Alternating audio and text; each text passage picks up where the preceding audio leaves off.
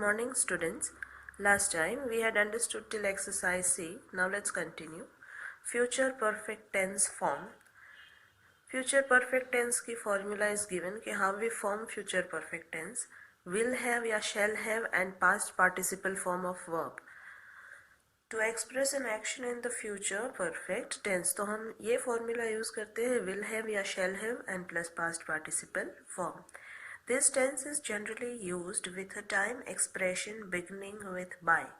तो कोई एक टाइम का एक्सप्रेशन इसके साथ होता है, जैसे by that time उस टाइम तक, by next week अगले वीक तक, by next month.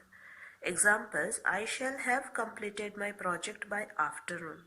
आफ्टरनून तक मैंने अपना प्रोजेक्ट कंप्लीट कर लिया होगा. The gymnast will have performed in the stadium by evening. Evening तक जिमनास्ट ने स्टेडियम में परफॉर्म कर लिया होगा. हियर कंप्लीटेड वर्ड को बोल्ड करना, दे हैव फॉरगॉटन. पूरा वर्ब क्या है? Shall have completed and here will have performed. The use of future perfect tense is explained in the table given at the beginning of the chapter. तो chapter के starting में एक table दिया है, उसमें भी हमें समझाया है कि how we have to use future perfect tense. Now fill in the blanks है, उसमें आंसर्स लिखने हैं. verbs are already given. future perfect form बना के we have to write. First one, we hope that the sky will have cleared by the time we set out on our journey. जब तक हम हमारी journey start करें तब तक sky clear हो गया होगा.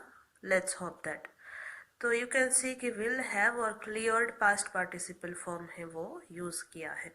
Second, the clown will have performed at the circus before the acrobats come in.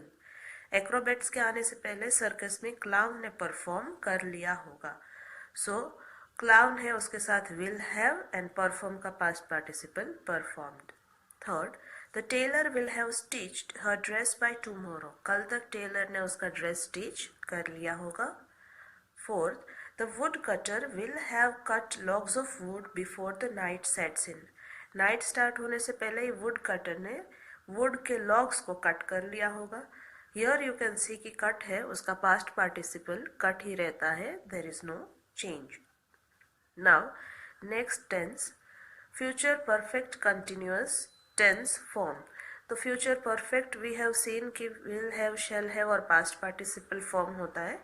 Now for future perfect continuous tense, will have या शैल हैव के बाद बीन ऐड होगा and then ing form of the verb is used to express an action in the future perfect continuous tense. Use of future perfect continuous tense कब use होता है?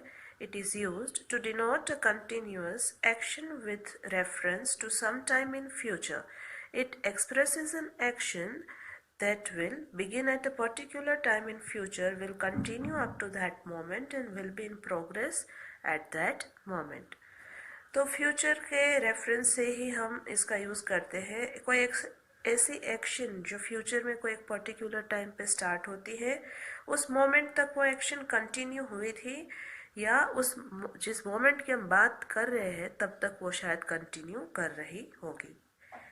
Examples: he will have been walking on his own by the time the physiotherapist teaches him all the exercises. जब तक physiotherapist उसको सारी exercises सिखाएगा तब तक वो अपने आप वॉक करने लग गया होगा. B, she will have been baking Christmas cakes much before her friends start preparing for the approaching festival.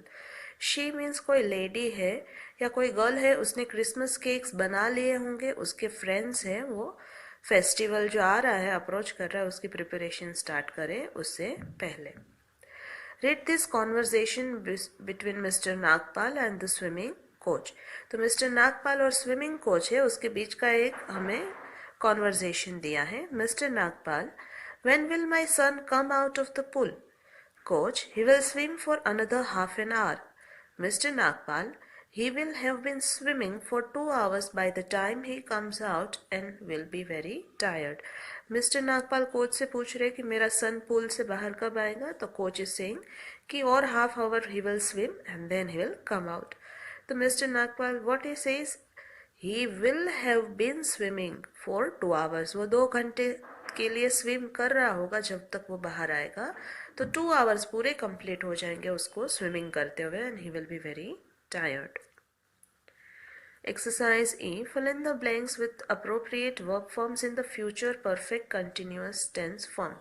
तो future continuous tense forms use करने हैं यानी will have been या shall have been और ing form of the verb. they के साथ will use होता है so they will have been preparing for their entrance examination for 1 week before they fill their forms. वो लोग अपने forms भरने से पहले 1 वीक के पहले एंट्रेंस एग्जाम के लिए प्रिपरेशन कर रहे होंगे. My friends will have been watching a movie before they leave for shopping. Shopping जाने से पहले मेरे फ्रेंड्स ने मूवी वॉच कर ली होगी. Third, the college fest will have been going on for many days before the exam schedule is announced. Exam schedule announce होने से पहले कॉलेज फेस्ट है वो चल रहा होगा.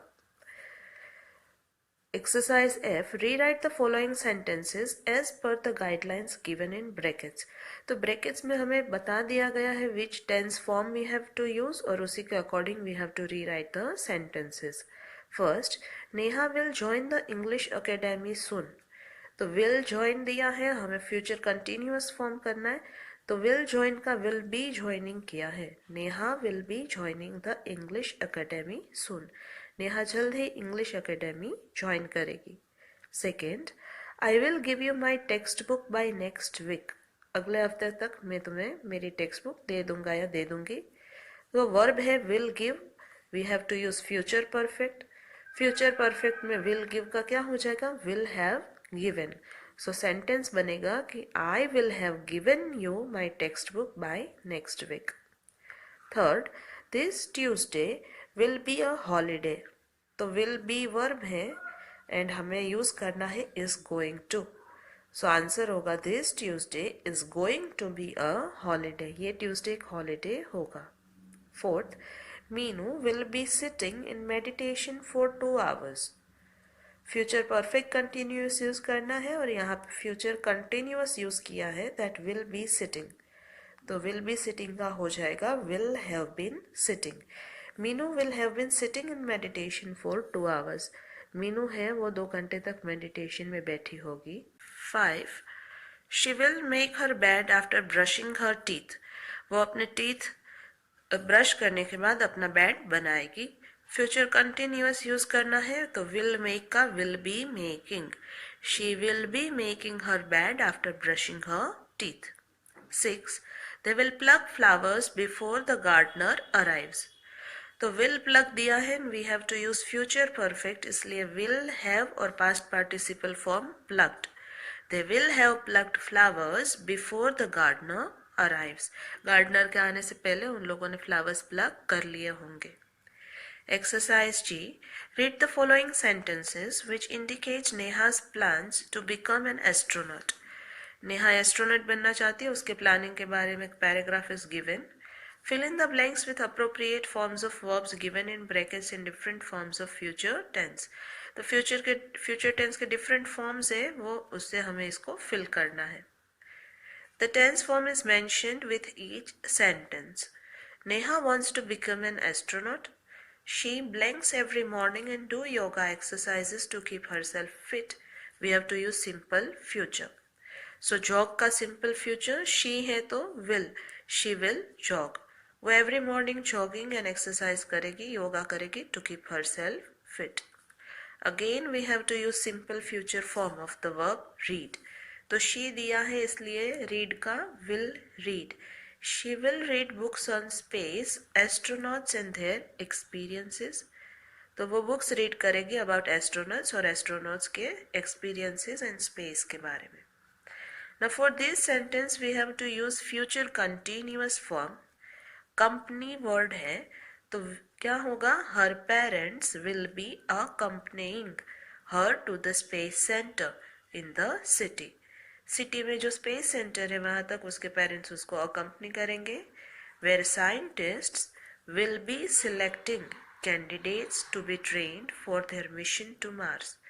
उस स्पेस सेंटर में साइंटिस्ट है वो कैंडिडेट्स को सिलेक्ट करेंगे और ट्रेन करेंगे for Mars mission.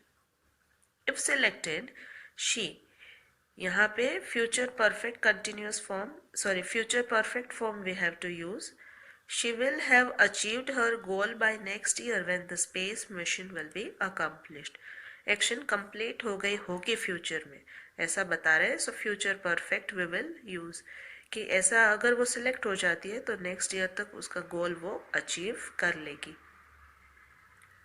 In negative sentences we use not after shall और विल. देखो, I shall not pay you a visit, तो शेल के बाद नॉट ऐड किया तो नेगेटिव बन जाता है. B, mother will not go to office tomorrow, mother कल ऑफिस नहीं जाएंगे. C, I will not go to the doctor's clinic today, आज मैं डॉक्टर की क्लिनिक पे नहीं जाऊंगा या नहीं जाऊंगी.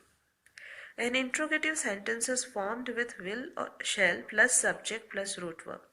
तो ये जो फर्स्ट पार्ट है वर्ब का दैट इज शेल, तो वो हम पहले पुट करेंगे विल या शेल, फिर subject and then root verb. Will she leave for Goa tomorrow, तो will subject and root verb. Shall I help you, तो अगेन वी कैन से कि शेल पहले पुट किया है, then subject I and then main verb help. Okay, now next exercise, that is exercise H. Rewrite the following sentences in negative and interrogative forms. हर एक sentence को we have to write as negative and interrogative. यहाँ पे जो verb है auxiliary verb will और shall, I've underlined them. To make negative, what we are going to do, will के बाद not add करेंगे. And if we want to make interrogative, तो will पहले put होगा, फिर subject and then the main verb. He will not send a bouquet on your birthday. तो negative हो गया कि वो आपके बर्थडे पे बुके सेंड नहीं करेगा.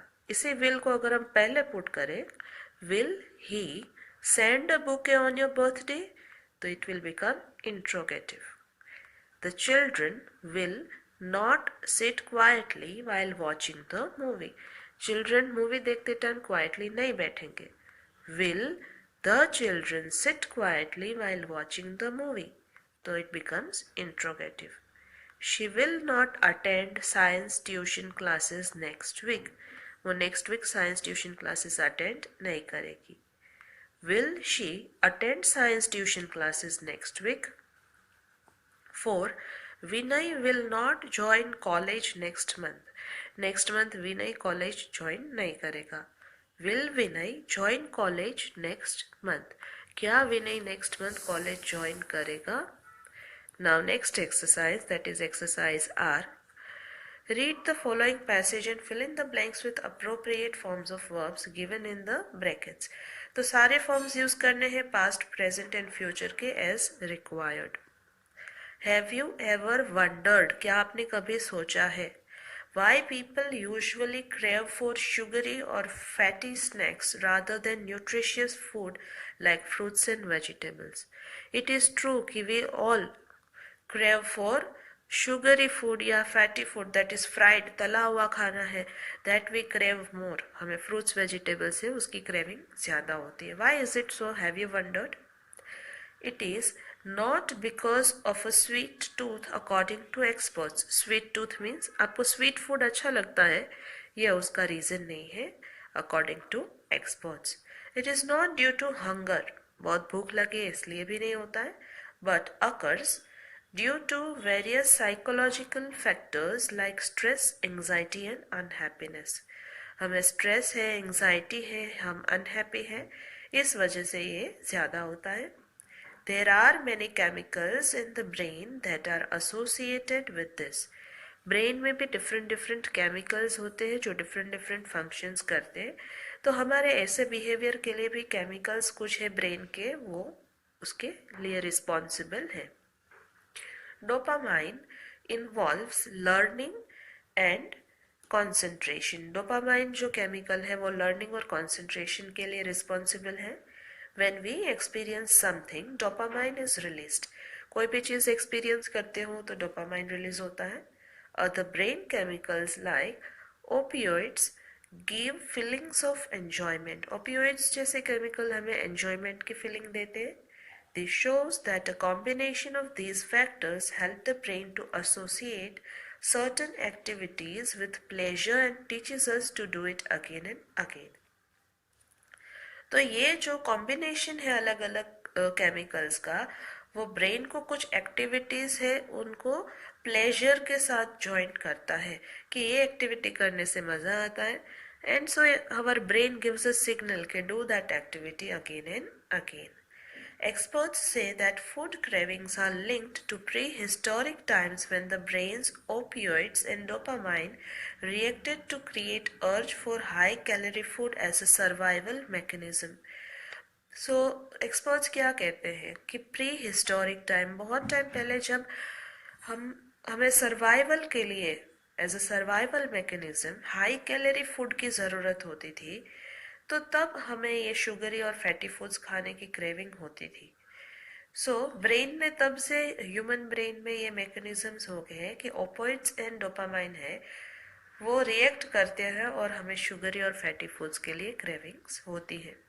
We are programmed to enjoy eating fatty and sugary food since ages. तो ये बहुत सालों से चला आ रहा है। Today we have the same chemical reactions to this food. तो आज भी शुगरी और फैटी फूड खाने से ब्रेन में ऐसे ही केमिकल रिएक्शंस होते हैं। Scientists will research more on the subject in the near future to come out with remedies to control this urge। तो साइंटिस्ट ये रिसर्च कर रहे हैं, they will find out a solution to this कि हमें ऐसी क्रेविंग्स ना हो। Today's children will enjoy junk food for years to come before something worthwhile is invented। तो कुछ इसका सॉल्यूशन मिले तब तक चिल्ड्रन है they are going to enjoy junk food more than healthy food। So here you can see that we have used different forms of past, present and future as required। जहाँ जहाँ पे जो हमें tense use करने की ज़रूरत है उसके according we have used। Over here chapter number 14 is complete।